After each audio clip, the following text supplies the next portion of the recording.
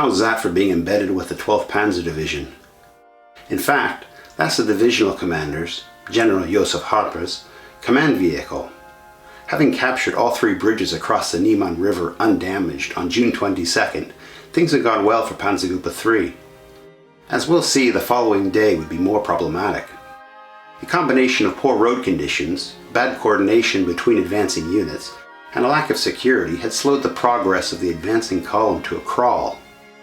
It also neutralized the air superiority that PzGr 3 should have enjoyed. If you like the way I combine primary source materials to produce these videos, please subscribe to the channel and like this video. On our website, military1945.com, you can see how the videos will be linked to original situational maps that give you a good overview. There's also material that can't be shown here. But now, let's get back to the 12th Panzer Division and see what happened to PzGr 3 on June 23rd.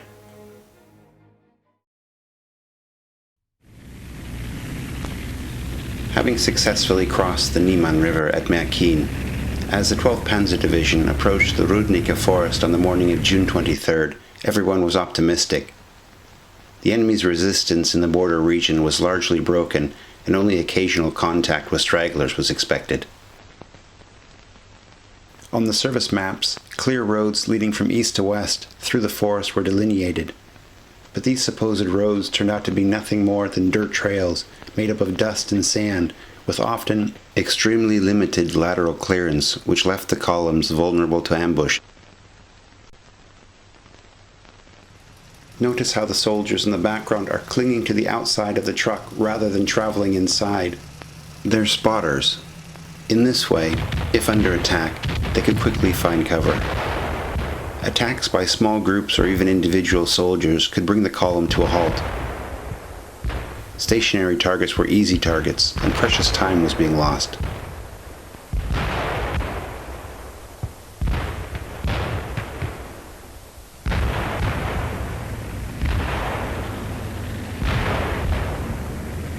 Adding to the complications, the trucks and confiscated French city cars continually bogged down. Soldiers and crews worked frantically to dig them out and keep them moving.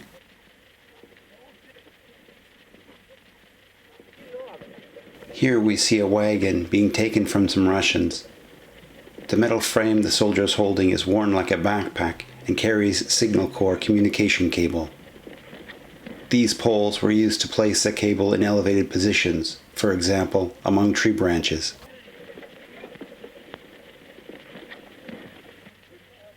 This is the 12th Panzer Division's commander, Major General Josef Harpe, on his command vehicle. He would be awarded the Knight's Cross on the 13th of August, 1941. The 12th Panzer Division's slow, almost single-file progress through the forest on June 23rd caused terrible congestion all the way back to the Neman River.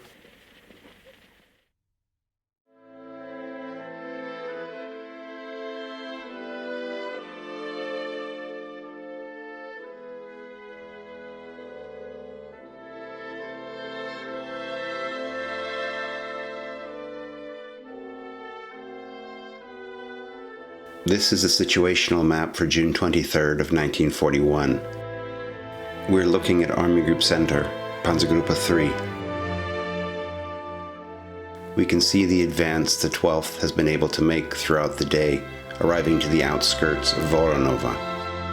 The 18th Motorized Infantry Division continues covering the right flank of the advance. Elements of the division have lagged behind, maintaining a defensive posture to counter Soviet forces that are in the area. Due to the traffic jam, the 19th Panzer Division has remained in an easily defensible position on the west bank of the Neman River for hours, waiting until things clear up. Directly behind the armor are around 2,000 trucks belonging to the Luftwaffe. Rather than waiting, the trucks begin to push on across the bridge and immediately get bogged down on the soft sandy trail.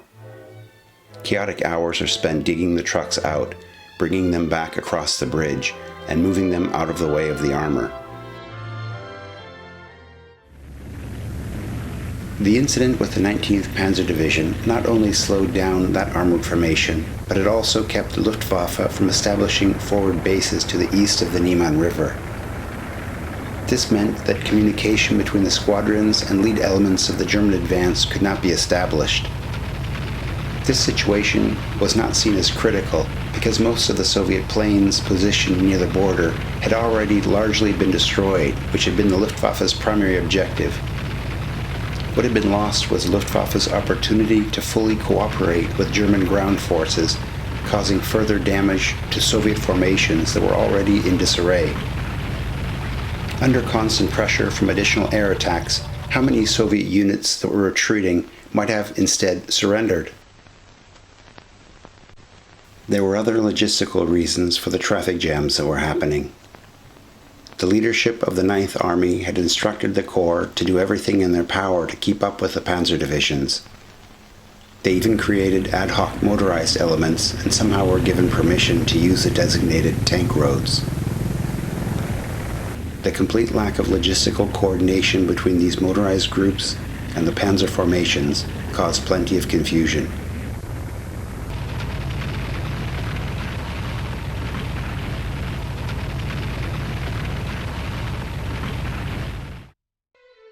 Not until early in the morning of June 24th is the 19th Panzer Division able to begin advancing again.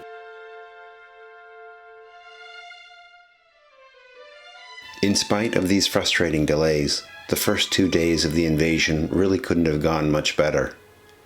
Colonel General Hoth, who was the commander of Panzergruppe 3, intended that on June 24th, the 20th and 7th Panzer Divisions should be able to take Vilnius quickly, although the city wasn't really considered an important objective.